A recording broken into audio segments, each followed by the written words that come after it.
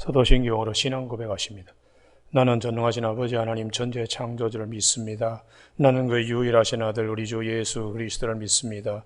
그는 성령으로 잉태되어 동정녀 마리아에게서 나시고 본디오 빌라도에게 고난을 받아 십자가에 못 박혀 죽으시고 장사된 지 사흘 만에 죽은 자 가운데서 다시 살아나셨으며 하늘에 오르시어 전능하신 아버지 하나님 우편에 앉아 계시다가 거기로부터 살아있는 자와 죽은 자를 심판하러 오십니다. 나는 성령을 믿으며 거룩한 공교회와 성도의 교제와 죄를 용서받는 것과 몸의 부활과 영생을 믿습니다. 아멘. 오늘 아침에 하나님께서 우리 모두에게 주시는 말씀은 시편 64편 1절에서 10절까지 한 절씩 교독하십니다. 시편 64편 1절. 하나님이여, 내가 근심하는 소리를 들으시고 원수의 두려움에서 나의 생명을 보존하소서.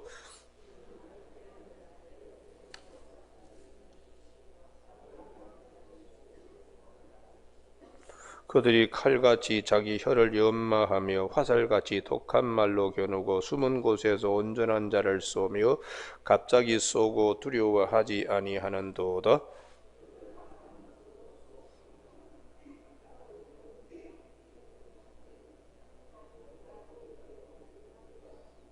그들은 죄악을 꾸미며 이르기를 우리가 묘책을 찾았다 하나니 각 사람의 속뜻과 마음이 깊도다.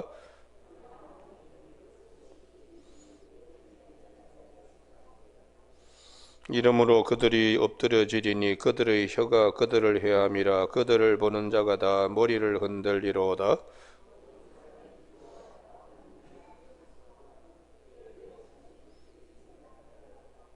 같이 읽습니다. 의인은 여호와로 말미암아 즐거워하며 그에게 비하리니 마음이 정직한 자는 다 자랑하리로다. 아멘. 1절 말씀. 하나님이여, 내가 근심하는 소리를 들으시고 원수의 두려움에서 나의 생명을 보존하소서 하는 말씀 중심으로 근심에서 벗어나는 길이라는 제목으로 말씀을 나누겠습니다. 우리가 잠언 15장 13절에 마음의 즐거움은 얼굴을 빛나게 하여도 마음의 근심은 우리의 심령을 상하게 한다는 말씀이 있습니다. 그만큼 마음의 근심은 우리에게 참 심령까지 상하니까 몸은 더 말할 것도 없지요. 그래서 주님께서 요한복음 14장 1절 너희는 마음에 근심하지 말라. 수고하고 무거운 짐진 자들아 다 내게로 오라. 내가 너희를 쉬게 하리라고 말씀하신 주님이 왜 마음에 근심하지 말라고 하느냐? 근심에서 벗어나는 길은 믿음밖에 없다는 거예요. 하나님을 믿으니 또 나를 믿어라. 할렐루야. 그래서 근심에서 벗어나는 길은 믿음밖에 없다. 오늘 본문 다윗에게 있어서 근심 걱정이 많았습니다. 오늘 본문은 임금이 되고 난 다음에 궁궐에서 압살롬 난이 일어났을 때에 그의 마음에 근심된 모습으로 하나님께 기도한 시편입니다.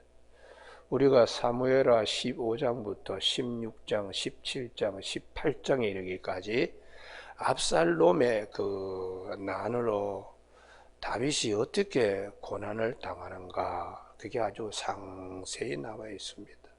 오늘 아침에 조금 귀찮지만 다윗이 참 무거운 짐을 지고 가는 다윗에게 그가 가지고 있는 믿음의 요체가 무엇인가, 그걸 살펴보기 위해서 사무엘하 15장부터 한번 살펴봅니다. 사무엘하 15장에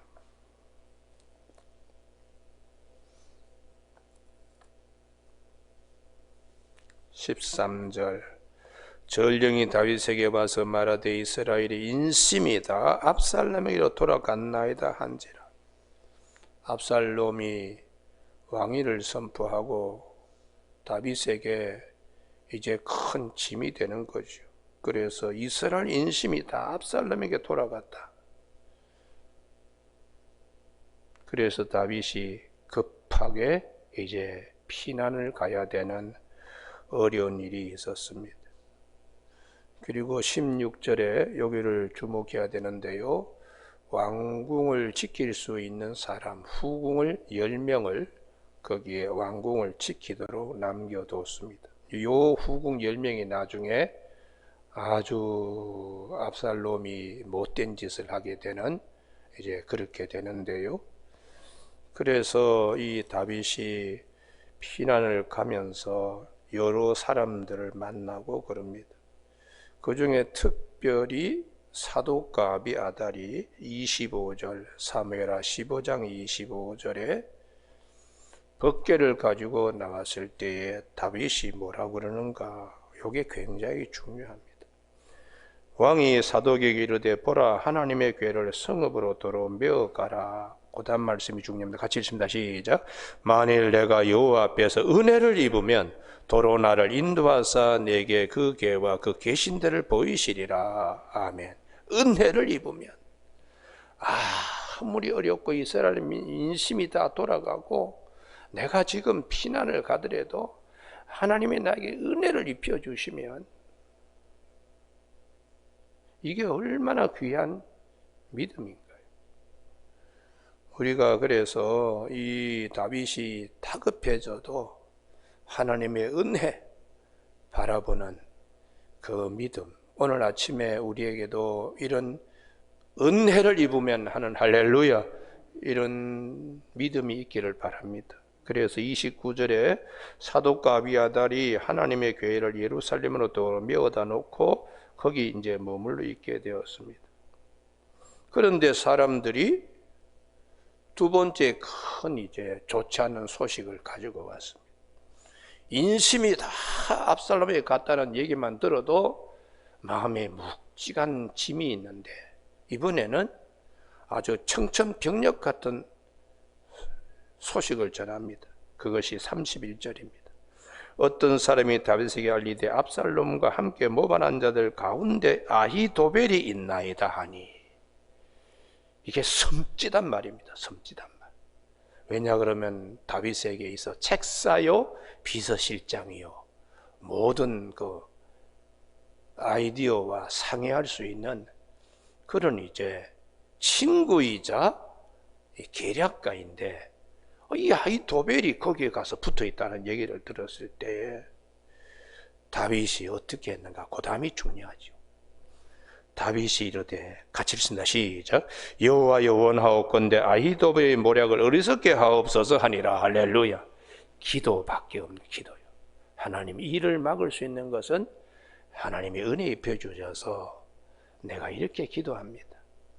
여러분 정말 가슴이 그냥 철썩 내려앉는 일, 그럴 때에 다윗과 같이 하나님의 은혜를 입혀 주셔서 그 일이 되지 않게 해 주시옵소서 기도하는 거예요. 이게 다윗의 믿음이죠. 그런데 그렇게 이제 기도 끝나자마자 하나님은 내 편이시니 돕는 자 중에 내가 계신다는 말씀대로 훗세라고 하는 사람이 딱 나타나요. 32절에 훗세가. 그래서 이 훗세가 아주 결정적인 일을 합니다. 훗세가 나중에는 이 아히도벨의 모든 계략을 잠재우는 이제 그러한 인물로 등장을 하는 것입니다. 그래서 기도라는 것이 얼마나 무서운가를 오늘 성경은 말씀해 주고 있어요. 얼른 보면은 아히도벨이 저편에 섰으면 이제 다 끝난 것처럼 보이는데 다윗은 하나님께 기도했습니다. 하나님, 아히도벨의 계략이 이루어지지 않도록 해 주십시오. 그러면 아히도벨의 계략이 이루어지지 않게 하려고 그러면은 거기에 맞불을 놓을 수 있는 또 지략한 사람이 나타나야 되는데 마침 훗세가 다윗에게 찾아온 거예요. 그래서 다윗이 이 훗세를 37절에 다윗의 친구 훗세가 그 성읍으로 들어가고 압살롬도 예루살렘으로 들어갔더라 이렇게 되었습니다. 그 다음에 이제 세 번째요. 다윗이 압살롬 난을 당해가지고 겪는 어려운 가운데 하나가 사울의 집안에 이 시므이라고 하는 자가 이게 나타나서는 다윗에게 저주를 합니다. 그래서 16장 7절에 시므이가 저주하는 가운데 이와 같이 말하니 피를 흘린 자여 사악한 자여 가거라 가거라 이렇게 되어 있는데, 이전 성경은 비루한 자여, 이 빌어먹을 놈아 이제 그렇게 번역을 했어요. 그런데 이번에는 이렇게 피 흘린 자여 사악한 자여 가거라 가거라 이렇게 이제 좀 의역을 하다시피 그렇게 했습니다. 이런 시므이가 할 때에 그 다윗과 함께 갔던 경호 실장 아비새가 죽여버릴까요? 건너가서 저 녀석 목을 잘라버릴까 그랬을 때에 그 다음에 다윗의 믿음이 중요한 것이 있습니다. 16장 12절입니다. 16장 12절. 다 같이 합독하실까요? 시작. 혹시 여호와께서 나의 원통함을 감찰하시리니 오늘 그 저주 때문에 여호와께 선으로 내게 갚아주시리라 하고 할렐루야. 요 믿음이에요. 믿음이요. 감찰하시는 하나님. 예. 이 원통하고 이 억울함, 이 말도 안 되는 일을 내가 겪는 것을 하나님은 다 보시고 계시는. 그래서 이 다윗의 믿음이 얼마나 우리에게 그 고난 가운데도 우리에게 보여주는 믿음의 건강함, 하나님께서 은혜 입혀 주시면 도로 황궁하게 하시겠지. 하나님이여 저들의 계략이 이루어지지 않게 하여 주옵소서 했더니 하나님께서 후세를 딱 붙여주는 거예요. 그리고는 시므이가 베냐민 지파의 사울 임금이 이제 망하니까 이 화풀이를 이제 다윗에게 그래 너도 잘 당한다 뭐 이런 식으로 그때에 하나님께 다윗이 믿음 흔들리지 않았습니다.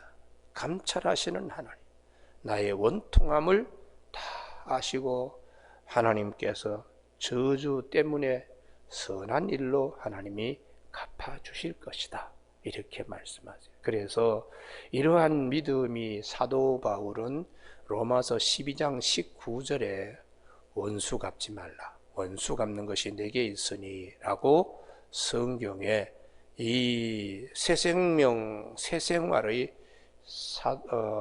로마서 12장에 원수 갚는 것이 내게 있다 하는 말씀을 교회에 가르쳐 주면서 선으로 악을 갚도록 해라 이렇게 말씀하고 있어요. 오늘 아침에 그 다음에 이제 다윗이 오늘 시편 말씀 64편에는 말씀의 핵심이 되는 내용이 이제 15절 사무엘하 16장 15절 이후부터 이제 등장합니다. 그 첫 번째가 아히도벨의 입에서 나오는 아주 더러운 그런 계략들, 그 첫 번째 계략이 21절입니다. 20절. 사무엘하 16장 21절 아히도벨이 압살롬에게 이르되 이 계략을 이제 하는 건데요. 왕의 아버지가 남겨두어 왕궁을 지키게 하는 후궁들과 더불어 동침하소서. 그리하면 왕께서 왕의 아버지가 미워하는 바 됨을 온 이스라엘을 드리리니 왕과 함께 있는 모든 사람의 힘이 더욱 강하여지리다. 이런 아주 있을 수 없는 필연적인 계략을 이제 마련한 것입니다. 그랬더니 압살롬이 덜컥 그냥 그 계략대로 필연적인 일을 저지르는 거예요. 그래서 많은 백성들이 다 보는 앞에서 대낮에 장막을 치고는 후궁들과 동침을 했다가, 그래서 이러한 것들이 일어났다는 것을 다윗이 알고는 얼마나 마음이 아플까요? 어떻게 이런 일이 우리 집안에 있을 수 있는가? 아무리 아들 압살롬이지만은 어떻게 이럴 수가 있는가? 이제 그런 환경 속에서 오늘 시편 64편이 기록되어 있습니다. 그러니까 이러한 배경을 모르면 시편 64편이 어떻게 해서 지어졌는가를 잘 모르게 되죠. 그래서 우리도 살면서 말도 안 되는 일이 있을 때에 다윗이 보여준 믿음, 하나님의 은혜 입어야지. 하나님께서 악을 선한 것으로 대신 갚아주시겠지. 하나님이여 그 일은 절대로 그렇게 일어나지 않도록 기도할 때 하나님이 돕는 자 중에 또 계시는 이런 체험들을 하게 되는 것입니다. 두 번째의 아히도벨의 계략, 후궁 10명과 몸을 섞으라는 계략과 또 하나가 있는데 17장에 12,000명을 일으켜서 17장 1절입니다. 12,000명을 일으켜서 도망간 다윗을 따라가서 끝장내버리겠다. 아예 화근을 없애버리겠다. 이렇게 이제 아히도벨의 계략을 만들었을 때에 훗새가 뭐라고 하는가? 12,000명이 많은 게 아니다. 다윗은 워낙 그냥 이 전술에 뛰어난 사람이기 때문에 12,000명 일으켜서 가다가 만약에 피하게 되면은 어떻게 되겠는가? 훗새가 이 말로는 다윗은 전략에 뛰어난 사람이기 때문에 17장 11절 나는 이렇게 계획을 세웠나이다. 온 이스라엘을 단에서부터 브엘세바까지 바닷가에 많은 모래같이 당신께로 모으고 친히 전장에 나가시고. 이 군사 12,000만 가지고 되는 게 아니라 저 단에서부터 브엘세바까지, 백두에서부터 할라이르기까지 이런 얘기죠. 전 국토의 용사들을 다 일으킨 후에 다윗을 치러 가야 된다. 이렇게 훗새가 이 계략을 아히도벨의 계략과 이제 맞붙는 거예요. 그랬더니 14절입니다. 다 같이 읽습니다. 17장 14절 시작. 압살롬과 온 이스라엘 사람들이 이르되 아렉 사람 훗새의 계략은 아히도벨의 계략보다 낫다 하니 이는 여호와께서 압살롬에게 화를 내리려 하사 아히도벨의 좋은 계략을 물리치라고 명령하셨음이더라. 할렐루야. 그래서 훗새의 계략대로 아히도벨의 계략이 파쇄됩니다. 그래서 그 아히도벨이 울분을 참지 못하고 고향에 돌아가서 17장 23절에 아히도벨이 자기 계략이 시행되지 못함을 보고 나귀의 안장을 지우고 일어나 고향으로 돌아가 자기 집에 이르러 집을 정리하고 스스로 목매어 죽음에 그의 조상의 묘에 장사되니라. 구약의 유일한 자살해서 죽은 사람 아히도벨, 신약에는 가룟 유다가 성경에 있습니다.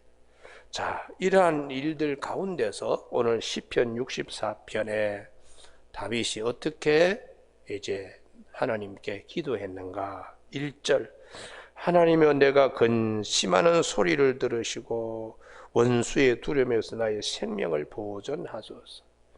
하나님께서 은혜 베풀어 주셔야, 하나님께서 은총을 베풀어 주셔야 이 난리통 가운데서 모든 것이 회복되고 그래야 되는데, 오늘 그래서 우리가 기도라는 것이 얼마나 무서운가 힘이 있는가 그걸 알 수가 있습니다. 2절 주는 악을 꾀하는 자들의 음모에서 나를 숨겨주시고 악을 행하는 자들의 소동에서 나를 감추어 주소서.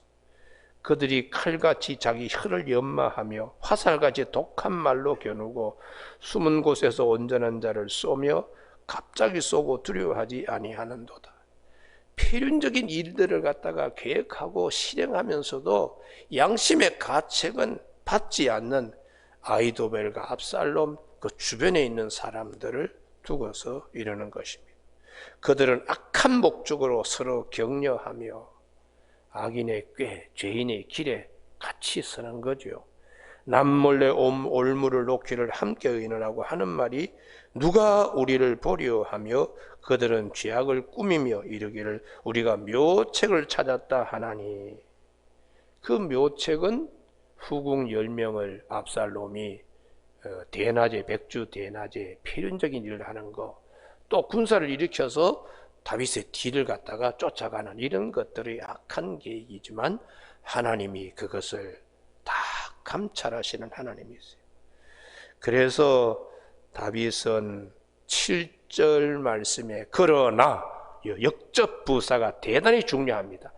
세상은 이렇게 그냥 지저분하게 돌아가고 말도 안 되는 일이 그냥 이렇게 진행되지만 그러나 하나님이 그들을 쏘시리니. 할렐루야. 이 믿음이 대단히 중요해요. 하나님 역사의 주관자 되시는 하나님이 다 징치하신다고. 그들이 갑자기 화살에 상하리로다. 압살롬 난이 갑자기 나라를 갖다가 다 엎을 것처럼 했지만 나중에 다 정리됩니다. 요압 장수가 압살롬의 심장을 갖다가 작은 창으로 3번 찔러가지고 마지막 전쟁을 끝내버리는데, 우리가 이 하나님이 하시는 일에 대한 믿음이 있어야 돼. 할렐루야. 그래서 마음의 근심이 찾아올 때에 하나님께 맡기는 믿음. 할렐루야. 맡기는 믿음.